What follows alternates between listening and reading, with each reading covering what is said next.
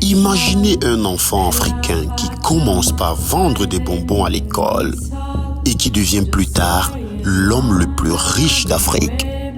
Voici l'histoire incroyable de Aliko Dangote.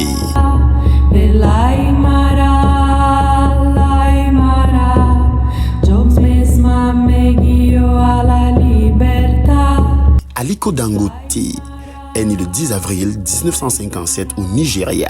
Il est né dans une famille déjà impliquée dans le commerce. Son grand-père était un riche homme d'affaires qui vendait du riz et du sucre. Mais même enfant, Dangote avait déjà l'esprit du business. À l'école, il achetait des bonbons à grande quantité et les revendait aux élèves pour faire du profit.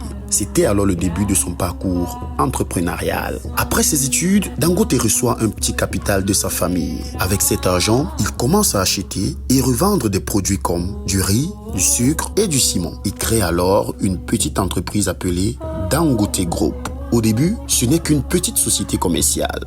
Dangote comprend rapidement une chose très importante. Au lieu de seulement revendre des produits, il faut les produire lui-même. Il investit alors dans des usines de ciment, des raffineries, des industries alimentaires. Peu à peu, son entreprise devient l'un des grands groupes industriels d'Afrique. Aujourd'hui, Dangote possède la plus grande entreprise de ciment d'Afrique, des usines dans plusieurs pays africains, des milliards de dollars de fortune. Selon plusieurs classements internationaux, il est devenu l'homme le plus riche d'Afrique. L'histoire de Dangote nous montre trois choses. Commencer petit à petit. Commencer petit n'est pas un problème. L'Afrique est pleine d'opportunités. La persévérance peut transformer une petite idée en empire. D'un simple vendeur de bonbons à l'école à un milliardaire qui influence l'économie africaine. L'histoire d'Aliko Dangote prouve que le succès est possible pour ceux qui osent rêver grand.